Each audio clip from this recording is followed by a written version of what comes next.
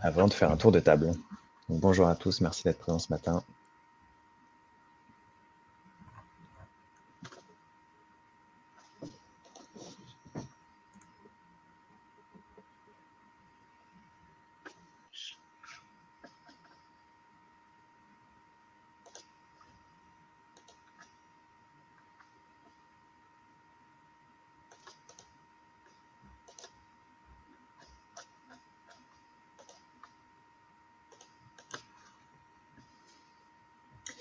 Pour celles et ceux qui sont déjà présents, je vous rappelle que vous avez un onglet questions que je vous invite à utiliser pour poser toutes vos questions pendant le webinaire.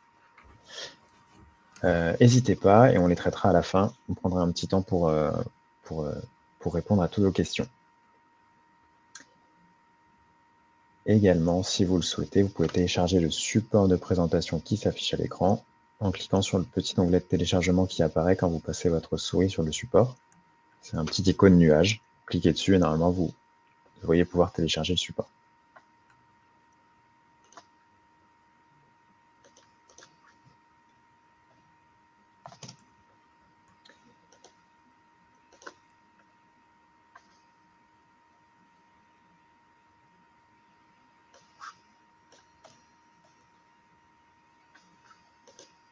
Allez, on attend encore 1 minute et puis après on fera un tour de table.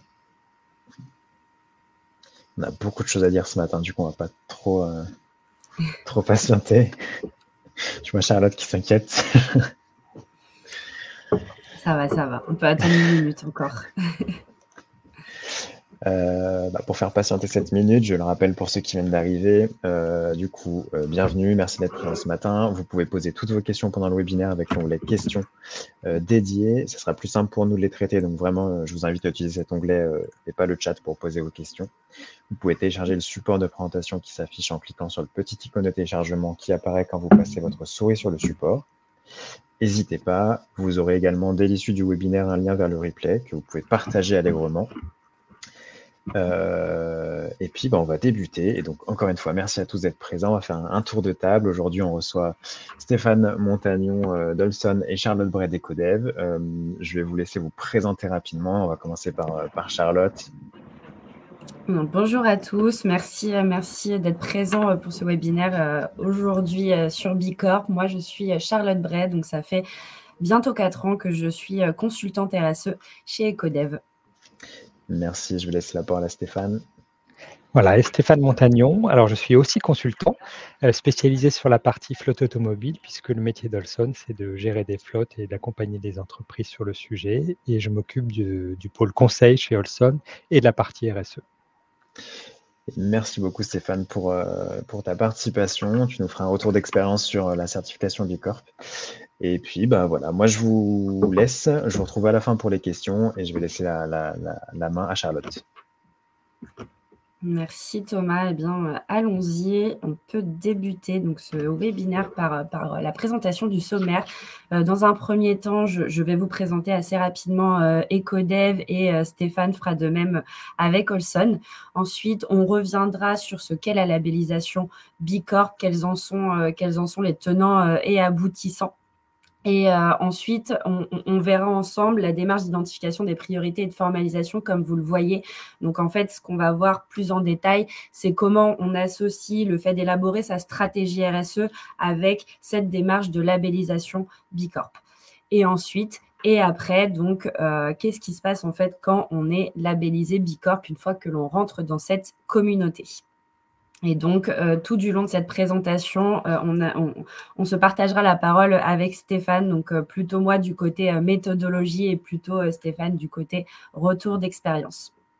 Car je le dis dès maintenant, mais on a effectivement accompagné Olson sur sa démarche de labellisation Bicorp et on a aussi accompagné Olson sur la structuration de sa stratégie RSE. Donc, dans un premier temps, je vais vous présenter Ecodev. Ecodev est un cabinet de conseil spécialisé dans les sujets du développement durable. Ça fait maintenant 13 ans qu'on existe. C'est une entreprise qui a été créée par 3 directeurs associés. On est aujourd'hui près de 60 collaborateurs. avec un chiffre d'affaires de 5,4 millions d'euros. On compte près de 1100 clients et 800 missions de conseil à notre actif. Et à chaque fin de mission, on interroge nos clients sur leur satisfaction et on obtient une note moyenne cette année de 4,8 sur 5.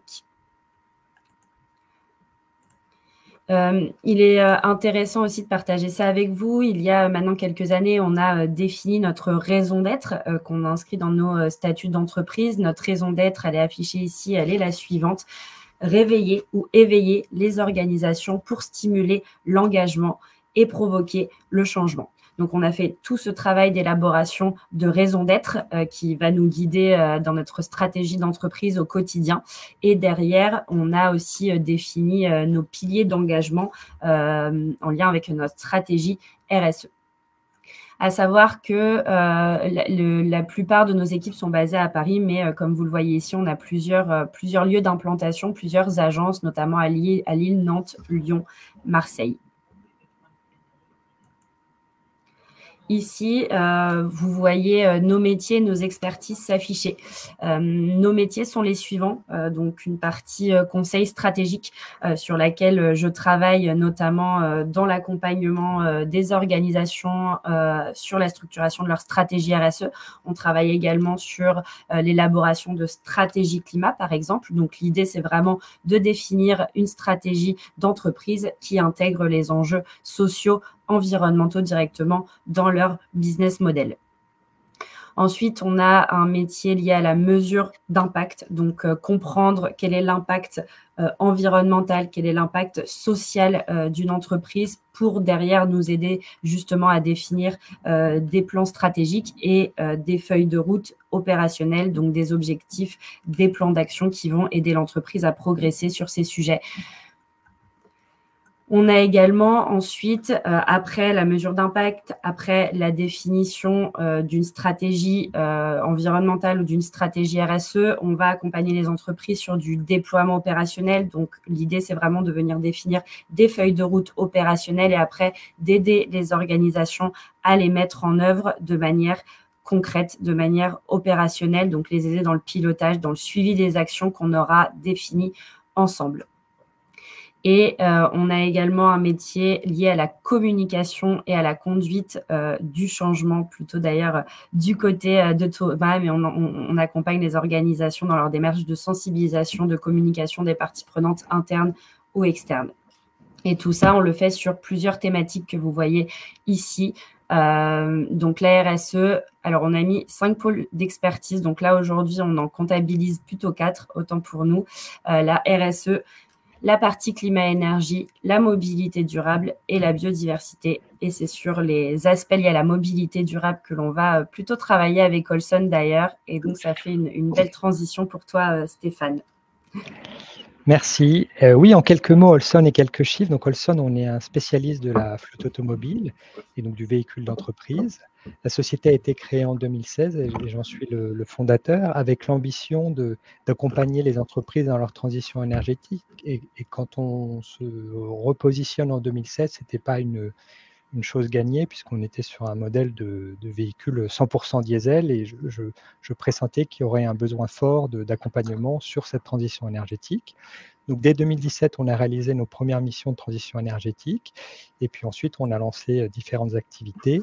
Et en 2020, on a ouvert un deuxième site puisque l'entreprise est basée à La Défense, mais on a aussi un site en Normandie, en Seine-Maritime, et c'est important puisque c'est là qu'est basée notre équipe qui gère des flottes au quotidien. Et ça a été un acte important dans le développement de l'entreprise. Et puis, en moment clé aussi, on a en 2022 obtenu la certification B Corp, puisque ça fait quelques semaines qu'on est B Corp, après un parcours qui a duré un peu plus d'1 an, mais on va en reparler après. Et en quelques chiffres, Olson, aujourd'hui, il y a 19 collaborateurs. On gère 5000 véhicules, donc c'est le fait qu'une entreprise nous confie la gestion opérationnelle, c'est ce qu'on appelle le fleet management, mais on a aussi une activité conseil qui représente la moitié de l'activité à peu près, où on fait des missions, on va le voir un peu plus tard sur différents thèmes, et l'entreprise fait 1,7 million d'euros de chiffre d'affaires avec une forte croissance, notamment sur les 3 dernières années. Voilà, et en quelques mots, les métiers d'Olson. 2 métiers principaux. Le premier, c'est le fleet management. Donc, c'est à partir du moment où on a une flotte automobile dans l'entreprise, ça génère un certain nombre de tâches administratives. Donc, c'est à ne pas confondre avec le loueur qui vous finance le véhicule. Nous, on gère toutes les opérations, répondre aux conducteurs, valider les factures, commander les véhicules, enfin tout le quotidien d'une flotte. Et y compris l'installation d'une borne, le suivi des consommations, enfin tout ce qui va être lié à la flotte automobile d'un point de vue opérationnel. Et le deuxième métier d'Olson, c'est le conseil, avec des missions qui vont porter sur la transition énergétique, l'optimisation des coûts, l'attractivité de la car policy et tous les thèmes connexes à ce sujet. Et puis on a 2 métiers complémentaires. On propose un logiciel pour gérer les flottes et on fait de la formation sur toutes les thématiques liées aux flottes automobiles. Voilà, Olson en quelques mots. Merci Stéphane. Donc, je vais reprendre la main pour la suite et on va rentrer dans le vif du sujet et parler directement de la labellisation B Corp. Donc, je vais dans un premier temps vous présenter assez rapidement cette labellisation. J'imagine que pour la plupart d'entre vous, vous devez connaître cette labellisation si vous êtes présent aujourd'hui.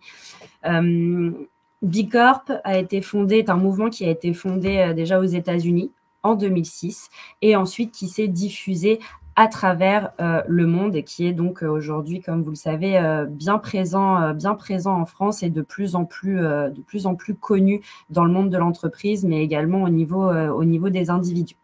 L'idée de cette labellisation est vraiment de faire évoluer le monde des affaires en créant un équilibre finalement entre la responsabilité environnementale, la responsabilité sociétale de l'entreprise et les profits qu'elle peut faire. Donc, on est vraiment dans la définition du développement durable avec les 3 piliers social, environnemental, économique.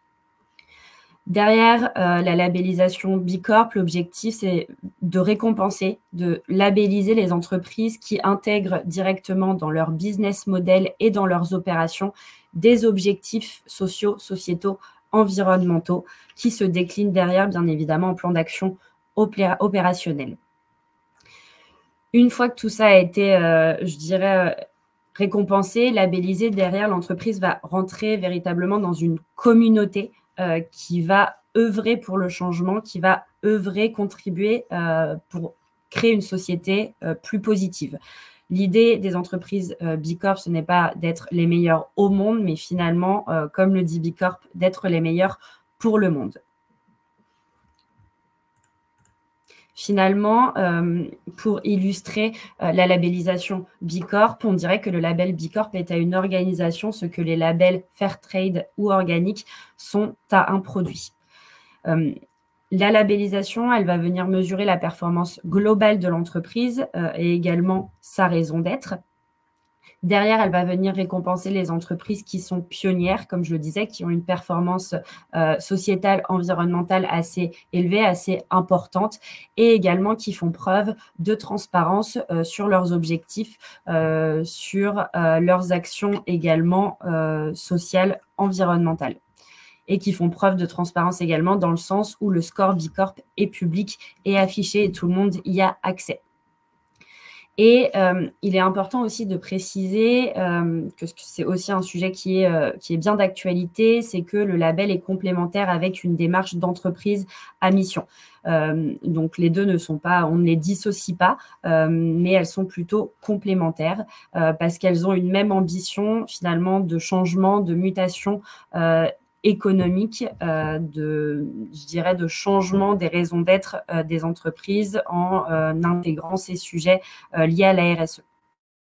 Et en plus, pour illustrer le fait que ce soit complémentaire, B Corp est quand même un outil qui va permettre de mesurer et de gérer l'impact des entreprises et ça va les aider finalement à devenir des sociétés à mission dans le sens où dans leur statut d'entreprise, elles doivent y inscrire des objectifs, des engagements RSE. Donc, ça leur permet finalement d'avoir un cadre quand elles sont dans cette démarche de labellisation également pour mettre en œuvre ces engagements, ces objectifs, finalement leur mission.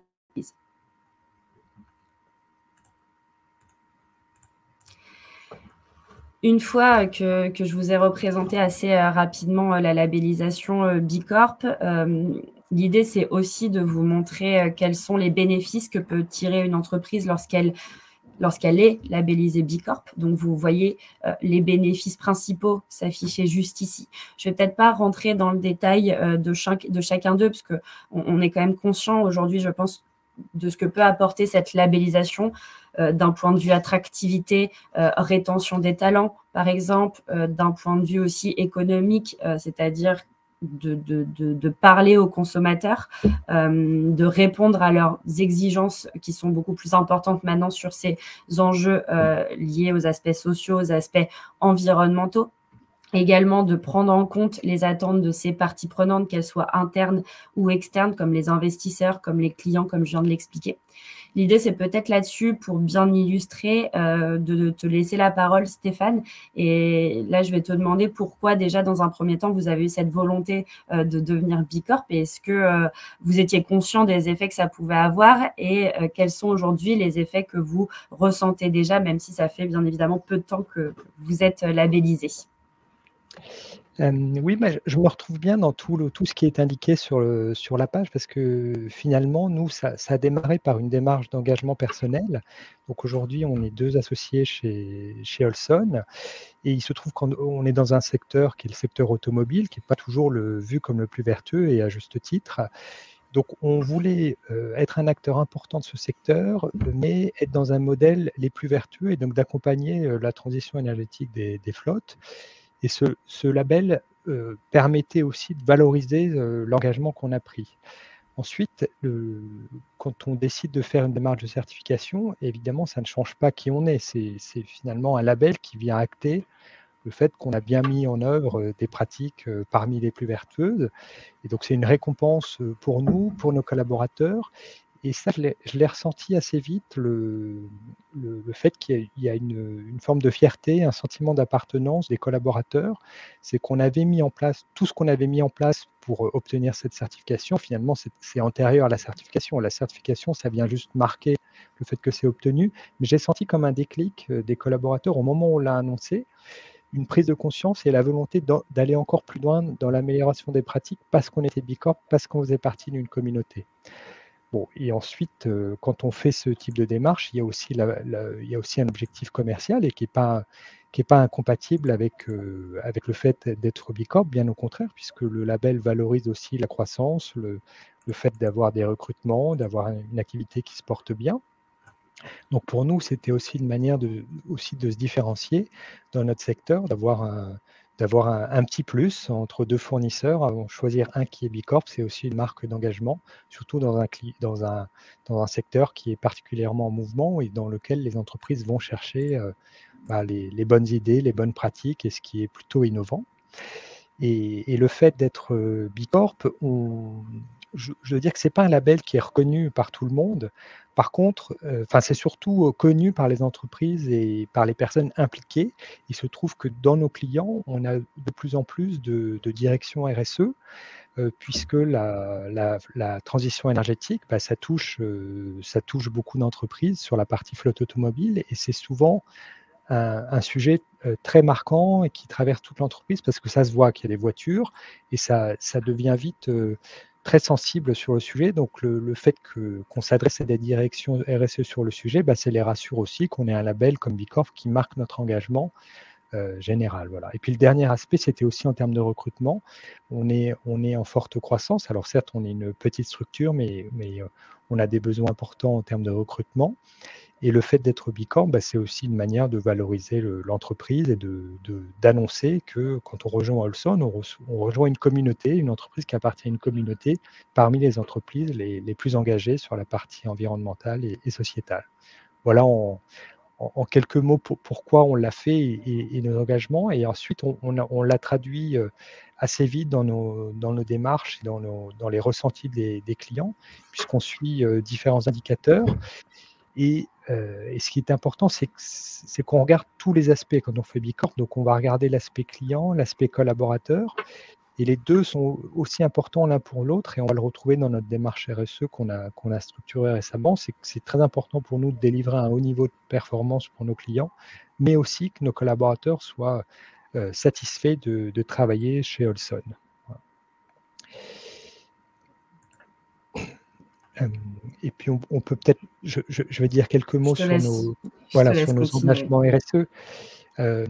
Finalement, ce qui était important dans notre démarche, donc on est une jeune entreprise, et dans l'accompagnement qu'Ecodev nous a proposé, on a aussi voulu écrire nos engagements RSE. Et ils sont sur 3 piliers. Le premier, c'est la culture d'entreprise, qui est inclusive et centrée sur les collaborateurs. Donc, il se trouve qu'on est un secteur d'activité où il n'y a pas de formation théorique pour être gestionnaire de flotte. Et donc, on recrute finalement des personnes qui vont avoir des qualités plutôt humaines, qualité de communication, expression, et puis l'envie de bien faire. Et donc ça, on le retrouve dans nos collaborateurs qu'on va finalement recruter majoritairement et quasiment exclusivement pour l'instant sur des chômeurs longue durée qu'on forme à nos métiers et à qui on propose un nouveau métier qui est souvent bien loin de l'univers qu'ils avaient précédemment. Ensuite, le deuxième pilier, c'est évidemment d'aller vers une mobilité plus responsable. Donc ça, c'est à travers nos missions de conseil d'apporter de l'expertise pour trouver les bonnes solutions pour permettre la transition énergétique. Et puis aussi, pousser nos clients à aller toujours plus loin. Et c'est ce que nos clients reconnaissent chez Olson, c'est le fait d'être impliqués, convaincus et ambitieux dans les recommandations qu'on fait et dans la manière dont on gère les fautes de nos clients.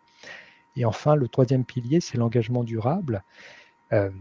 D'abord sur la démarche éthique vis-à-vis des parties prenantes, que ce soit les fournisseurs, les clients et puis nos collaborateurs. Et dans notre activité, on a affaire à beaucoup de fournisseurs, puisque les flottes automobiles, c'est un écosystème très vaste. Et puis le deuxième pilier aussi, c'était limiter l'impact environnemental de nos activités. On va le voir plus tard, ce n'est pas l'essentiel de notre modèle d'affaires, mais néanmoins, on s'applique aussi ce qu'on voudrait que nos clients s'appliquent, c'est-à-dire que si on choisit des véhicules, ils sont forcément 100% électriques. On a une politique voyage qui est restrictive sur le fait de ne pas utiliser l'avion, pas du tout, quelle que soit la durée du déplacement, et puis d'autres choses dont je vais peut-être pas parler aujourd'hui, mais des petites choses au quotidien qu'on a mis en place. Voilà. Je vais peut-être pas monopoliser la parole sur tous nos engagements. Vous l'aurez dans le support, mais on est un acteur différenciant sur différents aspects pour nos clients, et c'est ce qui est valorisé aussi par nos clients, c'est qu'on a mis en place beaucoup de choses. Sur le recrutement, on a un accord d'intéressement pour nos collaborateurs, et c'est assez rare pour des entreprises aussi jeunes et avec aussi peu de salariés. On a réalisé un bilan carbone et on est 2 fois moins émissif que notre secteur d'activité. Et puis on a mis pas mal de choses en place pour nos collaborateurs pour qu'ils puissent travailler dans de bonnes conditions. Et puis notamment le forfait mobilité durable, qui est, évidemment, on a 2 sites, un en région parisienne, donc le forfait mobilité durable, ça parle, donc venir en vélo, ça marche quand on est à la Défense. Par contre, quand on est à Yvetot, c'est plus compliqué, puisque la plupart de nos collaborateurs habitent entre 20 et 80 km du bureau, sans accès aux moyens de transport, donc il faut trouver des alternatives, et c'est notre prochain axe de travail, c'est comment réduire les émissions de CO2 de nos collaborateurs, et aussi leur permettre de venir à moindre coût au bureau. Voilà en quelques mots nos différents engagements. Merci Stéphane. Et ce qui est intéressant, effectivement, je reviens juste sur la slide précédente, c'est que ces engagements RSE, on les a définis ensemble en parallèle finalement de cette démarche aussi de labellisation B Corp. Donc les deux, en tout cas les 2 projets étaient bien complémentaires, et on s'est aussi appuyé sur B Corp pour définir quels étaient les enjeux prioritaires, les actions prioritaires à mettre en œuvre. Je vais y revenir juste après. Merci en tout cas. Donc, je reprends la suite pour vous parler de B Corp et de rentrer un petit peu plus dans le détail de la méthodologie liée à la labellisation, à savoir que B Corp est un label qui récompense les entreprises qui sont engagées sur 3 piliers. La performance dans un premier temps. Pour être labellisé B Corp, il faut un minimum de 80 points. 80 points qui sont obtenus à partir d'une évaluation qui se base sur des critères sociaux, environnementaux. Donc, je vais rentrer dans le détail juste après.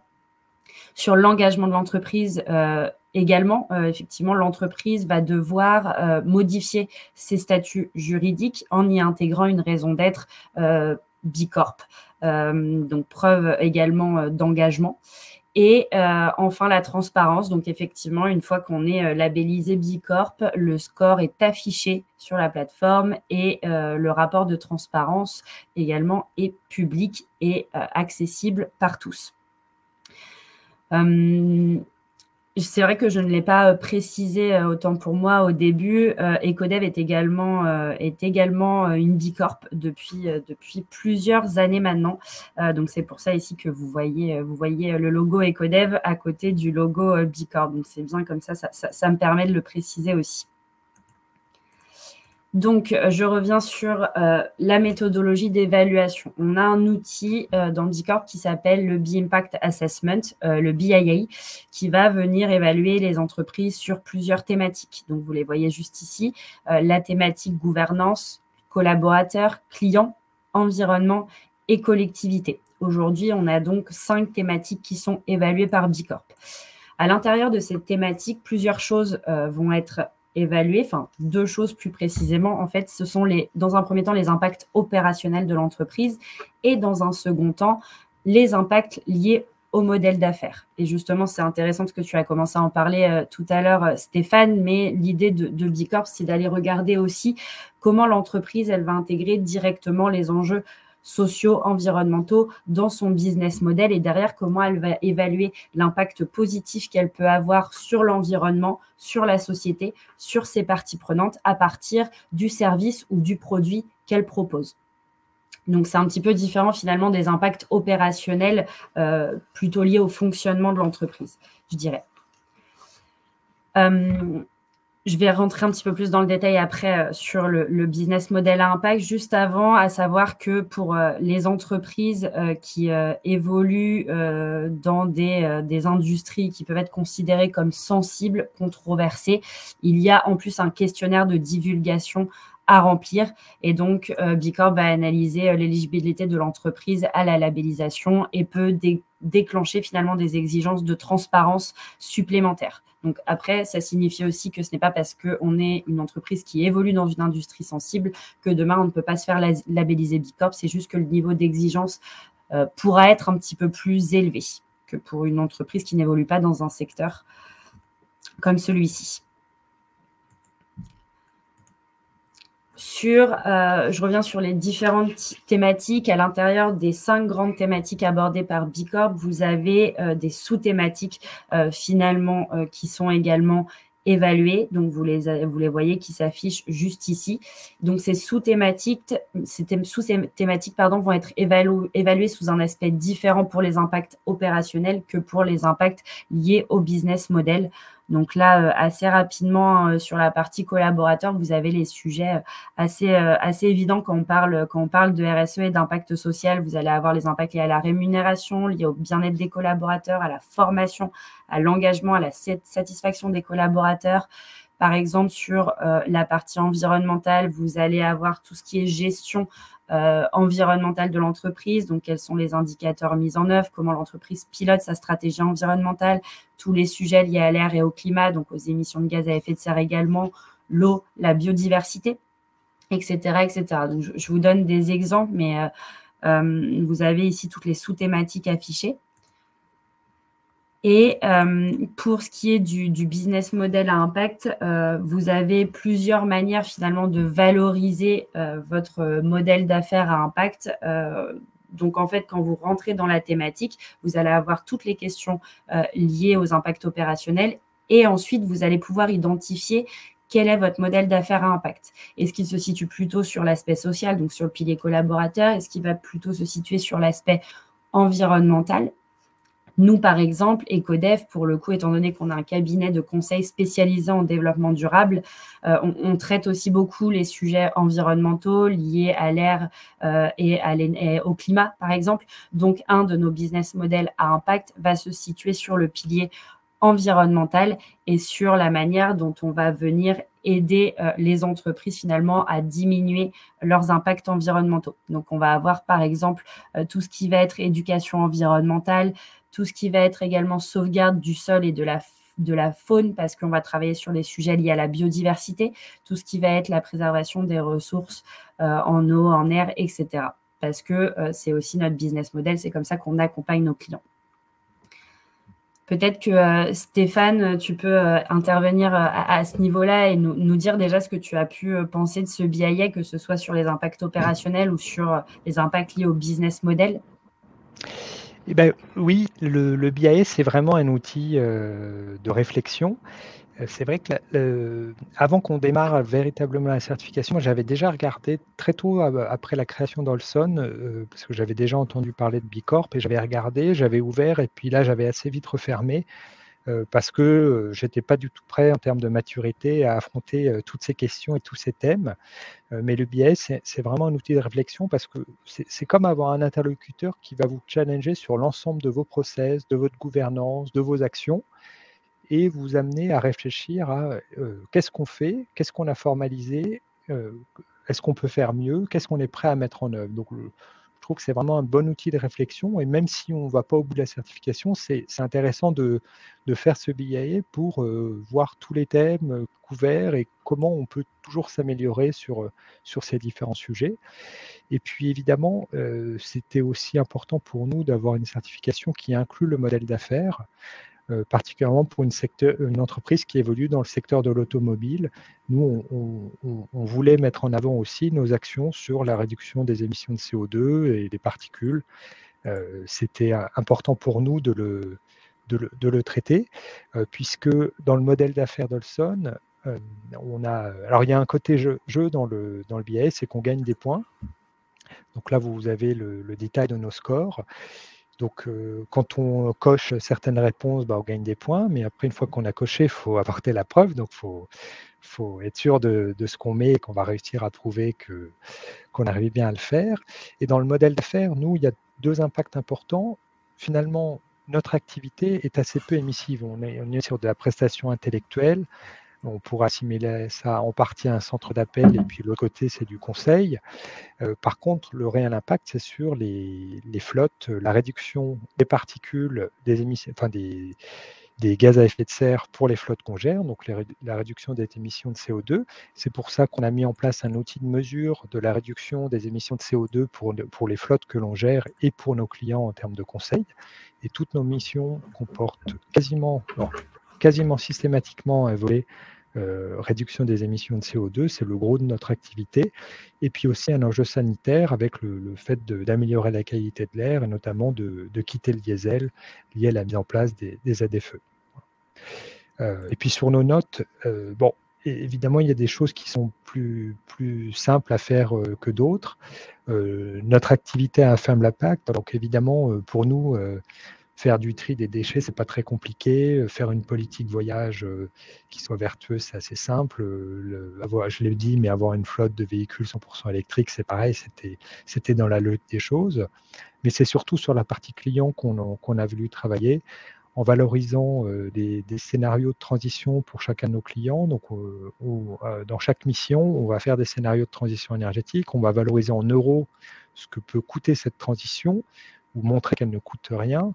Valoriser les émissions de CO2, qu'est-ce qu'on arrive à réduire, et ça, c'est un aspect important de la partie modèle d'affaires à impact, et on le voit dans la page, là vous voyez en haut le score à IBM, 20 points, c'est une part importante de notre résultat d'avoir un modèle d'affaires vertueux sur ces aspects-là.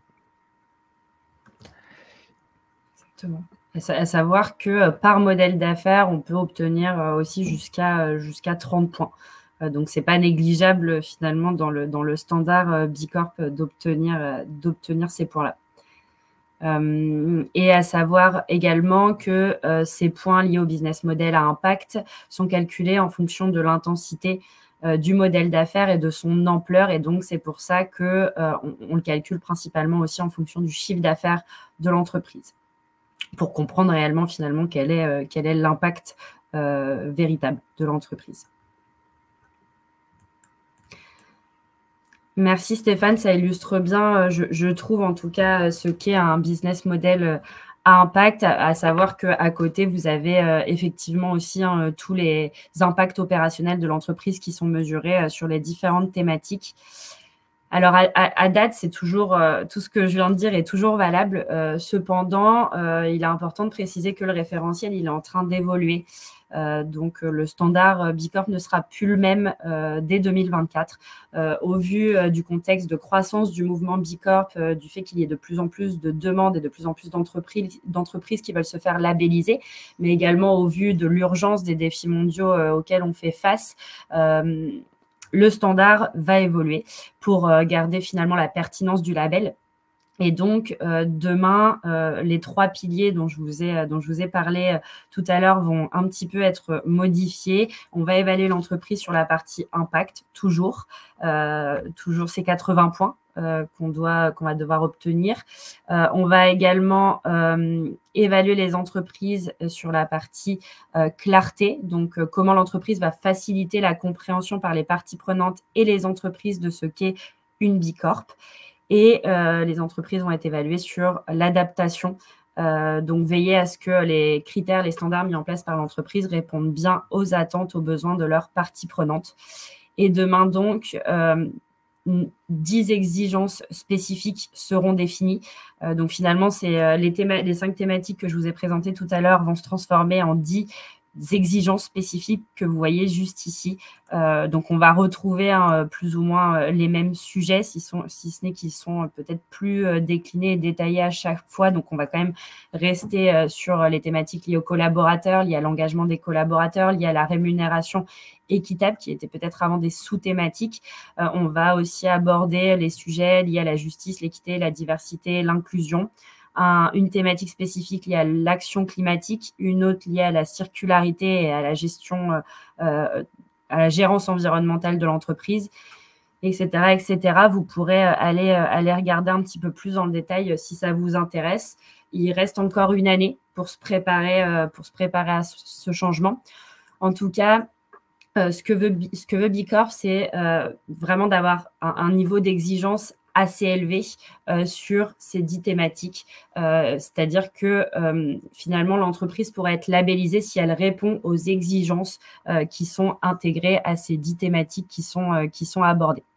Donc, le standard est encore en train d'être défini. Tout n'est pas 100% clair aujourd'hui. Il y a une enquête également qui est diffusée par Bicorp au niveau des entreprises et des individus pour justement collecter les attentes sur le nouveau standard. Donc, vous pouvez y répondre si ça vous intéresse. Je vais passer assez rapidement à la suite parce que le timing le temps est compté pour rentrer finalement dans la méthodologie d'identification des priorités et de formalisation. Donc finalement, pourquoi c'est intéressant de structurer sa stratégie RSE et en parallèle de passer la labellisation Bicorp. Donc nous, avec Olson, on a fait les 2 démarches en même temps. On a démarré les 2 démarches en même temps. On les a pratiquement, je dirais, terminé en même temps, même si on a bien structuré la stratégie RSE avant d'obtenir la labellisation, parce qu'il y a quand même des petits délais d'attente pour obtenir ce label. En tout cas, l'idée, c'est vraiment de définir une feuille de route RSE qui va être opérationnelle en lien avec les enjeux prioritaires de l'entreprise et en parallèle de définir une feuille de route qui va aussi pouvoir valoriser les actions dans le standard Bicorp et qui va pouvoir permettre de définir des nouvelles actions qui vont nous permettre d'augmenter notre score sur Bicorp. Sachant que ce qu'on avait fait, c'est qu'on avait bien regardé le BIA avant d'entamer cette démarche de structuration de la stratégie RSE pour avoir en tête les piliers prioritaires dans Bicorp pour Olson. Donc finalement, l'un nous a servi. Et réciproquement, l'autre aussi. Pour vous expliquer un petit peu la démarche qu'on a entrepris ensemble, pour structurer une stratégie RSE, on met en œuvre plusieurs étapes que vous voyez s'afficher juste ici. Et en parallèle, on a les étapes pour la labellisation Bicorp qui sont également affichées. Déjà, on commence généralement par une phase de diagnostic interne où on va aller interroger les parties prenantes internes de l'entreprise pour comprendre le niveau de maturité de l'entreprise sur les sujets liés à la RSE et le niveau de maturité également en fonction du secteur d'activité dans lequel l'entreprise évolue. Donc, on va, dans un premier temps, comprendre quels sont les enjeux prioritaires de l'entreprise. Ensuite, on va faire un diagnostic externe. On va aller interroger les parties prenantes externes de l'entreprise pour comprendre quelles sont leurs attentes vis-à-vis des sujets liés à la RSE. Tout ça va être consolidé, l'interne, l'externe. On va l'analyser et on va faire ressortir des enjeux prioritaires dans la fameuse matrice de matérialité qu'on a construite ensemble pour définir des engagements RSE, des piliers d'engagement qui derrière vont être déclinés en plan d'action opérationnel. Je vous l'explique un petit peu rapidement parce que je rentre dans le détail juste après de la méthodologie. Et à partir de la politique, des engagements RSE qui ont été formalisés et du plan d'action opérationnel qui a été défini, on va venir aussi regarder comment on va inscrire Bicorp dans cette feuille de route opérationnelle, donc quelles actions déjà vont répondre aux exigences Bicorp et quelles autres actions on va pouvoir mettre en œuvre finalement pour répondre aux exigences Bicorp et pour augmenter notre score sur Bicorp.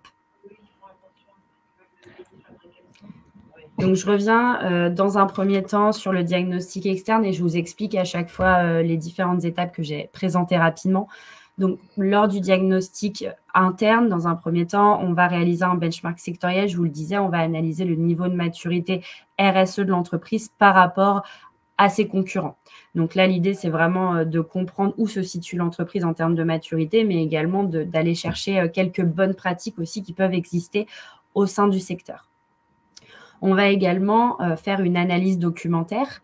Ça, c'est plutôt du travail en cabinet du côté du consultant. On va demander à l'entreprise de nous envoyer des documents et nous, on va s'acculturer finalement à ce que l'entreprise a déjà mis en œuvre. Donc, quels sont les documents existants, quelles sont les politiques existantes concernant les sujets RSE. Ça nous permet finalement d'avoir un premier état des lieux. Et à partir de ce benchmark, de cette analyse documentaire, on va définir une liste d'enjeux. Je dirais entre 15, 20 enjeux qui vont être inhérents au secteur d'activité de l'entreprise. Et en fait, on va interroger derrière les parties prenantes internes sur ces différents enjeux qu'on aura présélectionnés. On va leur demander à chaque fois sur cette liste de 15-20 enjeux RSE, déjà, quelles sont les actions mises en œuvre dans l'entreprise et ensuite, derrière, quelles sont leurs attentes, ce vers quoi elles aimeraient que l'entreprise se dirige. Donc, on va en fait finalement prioriser dans un premier temps les enjeux qui semblent importants pour les parties prenantes. Et en parallèle de tout ça, ce qu'on avait fait justement ensemble avec Olson, c'est que Stéphane avait rempli le B-Impact Assessment une première fois avec le niveau actuel d'Olson sur les exigences Bicorp. Donc, c'est-à-dire que vraiment, on remplit le BIA, on fait en sorte qu'il soit représentatif du niveau actuel de l'entreprise. Excusez-moi. Donc, on va créer finalement une version initiale du BIA qui va nous servir de base d'état des lieux pour la suite. Donc, toi, Stéphane, je te laisse prendre la parole, comme ça, je bois un petit coup oui, voilà. pour le diagnostic. Alors, nous, c'était vraiment très intéressant cette phase de diagnostic. D'une part parce que c'était très opérationnel, c'était à la fois, on a eu la dimension globale sur la partie RSE, l'analyse les interviews de nos clients, de nos fournisseurs, de nos collaborateurs, pour comprendre quelle était leur vision du sujet, d'avoir leur retour sur la vision qu'ils portaient sur notre entreprise. Donc ça, c'était vraiment structurant dans la démarche. Et ce que j'ai particulièrement apprécié aussi, c'est la dimension opérationnelle de l'accompagnement d'Ecodev, puisque, comme j'ai dit, on est une entreprise plutôt récente, mais je pense qu'il y a des entreprises pas récentes, mais qui vont avoir le même problème que nous, c'est qu'on avait mis pas mal de choses en place, mais on ne l'avait pas forcément formalisé. Et dans l'accompagnement d'Ecodev, il y a eu justement la formalisation de tous nos engagements, de tout ce qu'on avait mis en place, et puis parfois la création de supports qui permettaient d'apporter finalement la justification de ce qu'on mettait en place. Donc ça a été vraiment un grand accélérateur dans la démarche pour nous.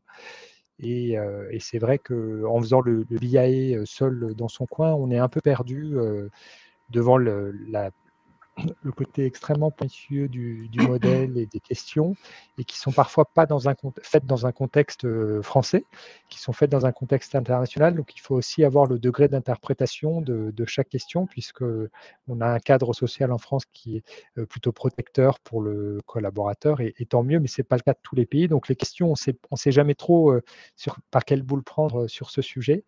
Donc c'est l'ensemble des choses qu'on a pu passer de manière relativement simple grâce à l'accompagnement des codev, alors qu'on serait peut-être découragé si on ne l'avait pas fait.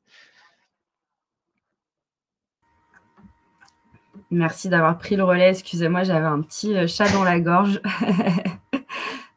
Exactement, donc je vais passer très rapidement sur le diagnostic externe, parce que l'idée, c'est vraiment voilà, d'aller voir quelles sont les attentes des parties prenantes externes à travers des entretiens et à travers une enquête. Donc, ça va aussi venir alimenter toute cette phase de diagnostic qu'on aura débuté en interne.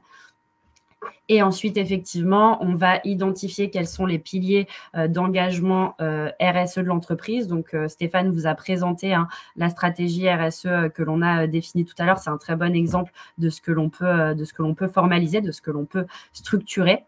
Et derrière ces engagements, on va venir décliner les enjeux qu'on aura identifiés, les enjeux prioritaires en objectifs et en actions opérationnelles dans l'entreprise. Donc, l'idée, c'est vraiment de formaliser toute une feuille de route, de formaliser un plan d'action. Et dans ce plan d'action, effectivement, comme tu l'as dit, Stéphane, on va aller identifier plusieurs choses. Pour Bicorp, dans un premier temps, on va regarder effectivement ce que l'entreprise met en œuvre, mais ce qu'elle ne formalise pas. Donc, finalement, et on le voit dans beaucoup d'entreprises, les sujets RSE sont mis en œuvre de l'entreprise, sont traités dans le quotidien des collaborateurs, sont traités dans la stratégie de l'entreprise, mais par contre, il n'y a pas de politique formalisée, de documents, par exemple, qui est diffusé dans l'entreprise. Donc, l'idée, c'est vraiment d'identifier quels sont ces éléments-là, et derrière, de venir formaliser des politiques, des processus, des documents qui vont derrière servir de pièces justificatives dans Bicorp. Après, on va aussi… Oui, vas-y. J'allais juste rajouter que justement, cette collaboration sur le sujet, elle a été importante pour nous parce qu'il y a plusieurs phases dans cette évaluation. Il y a une première phase où nous, on s'est positionné de manière autonome sur le BIAE. Et puis, sur cette base-là, Ecodev est venu pour dire, mais là, vous avez mis ce niveau-là, mais si vous faisiez ça de plus, vous pourriez, entre guillemets, gagner des points. Donc, ça nous a permis de nous positionner sur des sujets qu'on n'avait pas prévu de traiter et sur lesquels on a décidé d'accélérer, entre guillemets, pour jouer le jeu de la labellisation, donc de formaliser des choses qu'on avait peut-être prévu de faire plus tard. Et puis, et à côté de ça, il y a aussi des moments où on a reculé parce que finalement, par rapport à notre charge de travail, on ne pouvait pas tout formaliser. Et à chaque fois, on a pu travailler ensemble sur qu'est-ce qu'il faut pour passer un cap, qu'est-ce qu'il faut formaliser, comment est-ce qu'Ecodev peut nous accompagner de manière opérationnelle pour nous aider à le faire, et qu'est-ce qui reste comme charge de travail chez nous. Et c'est en ça que c'était important pour nous d'avoir un consultant comme Ecodev. Exactement. Et ce qui est intéressant aussi, c'est que le BIA est assez transparent, et en fait, on a accès au nombre de points que peut nous faire gagner une réponse. Donc, ça nous permettait aussi de calculer quel était l'impact d'une formalisation de documents, ou alors de la mise en place d'une action concrète, d'un quick wins. Donc, voilà, on pouvait faire ce calcul à chaque fois et comprendre quels étaient les bénéfices dans la labellisation Bicorp. Au-delà de la formalisation, il y a aussi toute cette étape d'identification, comme je le disais, des quick wins, des actions qu'on peut mettre en œuvre assez rapidement pour cette labellisation, pour passer la labellisation à date. Donc là, Stéphane, je ne sais pas si tu as des exemples assez rapidement de petites quick wins. Oui, c'est-à-dire que nous, quand on a quand on a commencé à regarder le sujet, il devait y avoir 6 personnes dans l'entreprise. Quand on a déposé le dossier, on devait être 10 et aujourd'hui on est 20. Donc quand on est 4 à 6, formaliser une politique voyage, ce n'est pas forcément la priorité de l'entreprise. Faire une politique de gestion du tri, faire l'identification des fournisseurs locaux, évaluer les risques éthiques qu'on a dans l'activité, tout ça, ce n'est pas forcément des choses qu'on fait quand on est une petite structure. Mais là, on l'a fait et on l'a mis en place alors qu'on n'en ressentait pas le besoin. Mais on l'a fait dans le cadre de la certification. ça nous a obligés aussi à formaliser des choses qu'on aurait probablement fait, mais beaucoup plus tard dans le développement de l'activité. Donc, ça a été un accélérateur pour la structuration de l'entreprise sur sa démarche RSE et donc sur l'ensemble de ses activités, parce que dans une démarche RSE, certes, on prend des engagements, mais une fois qu'on les a formalisés, il faut les appliquer, les vérifier et mesurer l'écart qu'on peut avoir dans le temps entre ce qu'on avait prévu et ce qu'on fait réellement. Donc, c'est très structurant pour l'entreprise de passer ce type de démarche. Et on a pu accélérer parce que Ecodev nous a fourni pas mal de support pour y arriver. Exactement. On a mis d'ailleurs sur cette slide quelques exemples de ce qu'on a pu formaliser. On a formalisé un guide des éco-gestes au bureau, par exemple, un code éthique aussi, une politique non-discrimination, vous les voyez ici, et bien d'autres documents. Donc, l'idée, c'est formaliser des documents, mettre en place des quick wins et pour terminer aussi, on identifie des actions à mettre en place plus sur du moyen terme qui vont plus s'inscrire dans le cadre de la stratégie RSE et potentiellement répondre derrière à une future relabellisation. Juste pour terminer très rapidement, on a donc cette phase, j'avance Thomas, je vois que tu es présent. Cette phase de formalisation et de mise en place d'actions.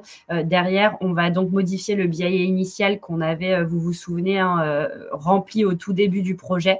On va le modifier en fonction des améliorations qu'on aura mises en œuvre et des actions qu'on aura identifiées et mises en place. Et ensuite, on modifie ce BIA. Donc, normalement, on a un nombre plus élevé de points qu'au début. On fait une dernière lecture et on valide. Et on peut également vous accompagner, si besoin, sur la partie audit et donc plutôt servir d'interface avec l'analyste.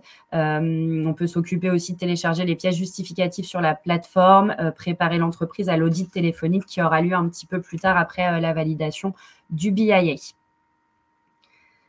Voilà pour cette phase de méthodologie. Donc, les avantages, des actions concrètes, effectivement, gagner des points sur le BIS, sur la plateforme Bicorp en fonction de la formalisation et des actions, des quick wins mises en œuvre. Et après aussi, de l'amélioration continue, apporter de la pérennité dans la démarche en se fixant finalement des objectifs d'amélioration à 1 année, à 2 années, à 5 ans, plutôt dans le cadre de la stratégie RSE, comme je vous le disais, mais aussi pour assurer le maintien de la labellisation. Je vais faire très rapide sur le « et après ». L'idée, c'est qu'est-ce qui se passe en fait finalement quand on rejoint la communauté Bicorp. Donc, je vais vous donner quelques chiffres clés pour finir. Aujourd'hui, la communauté Bicorp, c'est 5000 entreprises labellisées. C'est le chiffre qui a été atteint en 2022. Donc, 5000 entreprises dans le monde, 800 entreprises en Europe, 233 précisément en France. Bicorp est présent dans 75 pays à travers le monde, près de 150 secteurs d'activité différents, 150 industries. Donc, finalement, l'un des principaux avantages, je dirais, c'est qu'on a accès quand même à une communauté internationale sur laquelle on va pouvoir échanger, partager des bonnes pratiques, mais aussi créer un mouvement collectif, créer des actions, mettre en place des actions collectives à travers le monde et donc sur différents aspects. Il y a énormément d'actions qui sont portées par Bicorp. Là, en ce moment, il y a énormément d'actions sur le climat. Bicorp participe aussi à des regroupements internationaux, donc peut finalement apporter la parole des entreprises qui font partie de la communauté. Et ce qui est intéressant, c'est qu'on fait partie de groupes de travail et on travaille sur des thématiques différentes à chaque fois. Et donc, je vais laisser la parole peut-être aux questions assez et à Thomas pour nous dire quelles questions ont été mises dans le chat. Merci beaucoup, Charlotte. Merci, Stéphane. Oui, alors il y a eu quelques questions. Je ne sais pas si on va attendre toutes les traiter, mais dans tous les cas, vous avez au pire les contacts là sous vos yeux. Alors, je vais prendre une première question. Avec le nouveau standard Bicorp plus exigeant, des entreprises labellisées pourront donc potentiellement perdre leur label?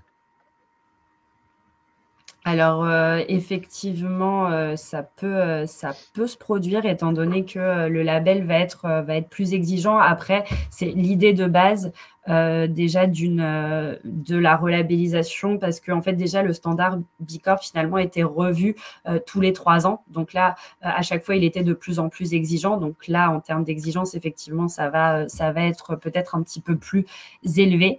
La plus grande différence, et je ne sais pas si je l'ai bien expliqué tout à l'heure, c'est qu'aujourd'hui, il faut 80 points. Indépendamment de la ventilation des points dans les différentes thématiques, c'est-à-dire que vous pouvez avoir beaucoup plus de points sur l'aspect, le pilier social que le pilier environnemental. Par contre, demain, il faudra vraiment répondre à des prérequis sur toutes les thématiques.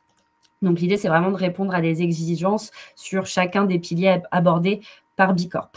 Alors qu'avant, les 80 points étaient ventilés, je dirais comme on le souhaitait, selon les points forts de l'entreprise. Donc, ça va vraiment être le gros changement. C'est ces prérequis finalement. Merci. Une autre question, comment positionnez-vous B Corp par rapport à EcoVadis? Alors, c'est difficile de répondre parce qu'en plus, on accompagne les entreprises sur B Corp, mais également sur EcoVadis. Je dirais que ce qui va venir changer, c'est toute la part, enfin, pour moi en tout cas, et Stéphane, peut-être que je ne sais pas si tu as un avis là-dessus, mais c'est toute la partie business model à impact aussi qui va être évaluée. C'est surtout ça, hein, je pense, qui va être différent. Oui, B Corp, c'est plus global comme label, puisqu'effectivement, ça inclut le modèle d'affaires à impact. Et puis EcoVadis, c'est plus déclaratif. Il n'y a pas tellement besoin d'apporter des preuves. Donc, en termes de process de labellisation, c'est pas la même hauteur de marche. Et je vois, nous, on a aussi un label EcoVadis, et je pense qu'on a mis 48 heures à remplir le dossier parce qu'on y était obligé dans le cadre d'un appel d'offres, alors qu'on a mis 1 an pour B Corp, donc je ne le mets pas au même niveau. Voilà. Je pense que c'est vraiment la partie business model à impact qui va être différenciante pour B Corp, effectivement, et EcoVadis, il n'y a pas d'audit comme on peut le voir sur B Corp également. J'en profite, j'ai déposé dans le chat un lien vers un guide qu'on avait fait autour des différents labels RSE, qui peut peut-être vous aider dans vos réflexions. Autre question, la feuille de route RSE est-elle obligatoire pour être B Corp? Je dirais qu'elle n'est pas obligatoire, mais par contre, elle me semble indispensable parce que B Corp va aussi venir évaluer ce qu'a mis en place l'entreprise en termes d'objectifs sur les différentes thématiques. Donc, B Corp va quand même demander aussi un aspect projection, un aspect objectif, un aspect aussi quantitatif en lien avec la feuille de route RSE. Donc, au-delà de mesurer l'impact actuel de l'entreprise, on va aussi se demander ce qu'elle va mettre en place et si elle est dans un processus d'amélioration continue. Et finalement, c'est l'objectif de la mise en œuvre d'une stratégie RSE et d'une feuille de route RSE, c'est de se projeter sur 2 à 5 ans, savoir là où on en sera sur les différentes thématiques et d'avoir des objectifs quantifiés et derrière de piloter cette démarche dans le temps. Donc, c'est pas obligatoire. Par contre, si on n'a pas de feuille de route RSE, je dirais qu'on va perdre des points sur B Corp dans tous les cas. Très bien. Merci. Autre question. Si je suis en train de passer la labellisation B Corp et que celle-ci va changer, ça va poser des questions. Je pars sur quelle base et faudra-t-il une nouvelle labellisation après la revue des standards? Alors là, pour le coup, il y a un article qui est assez bien détaillé sur le sujet. Après, on n'a pas encore tous les tenants et aboutissants parce que le nouveau standard n'est pas encore défini. La date de mise en œuvre n'est pas complètement validée, même si ça sera sur l'année 2024. En tout cas, le nouveau standard sera à prendre en compte lors de la relabellisation d'une entreprise. Et par contre, si une entreprise est labellisée, elle ne perdra pas son label durant sa durée de validité. C'est-à-dire que si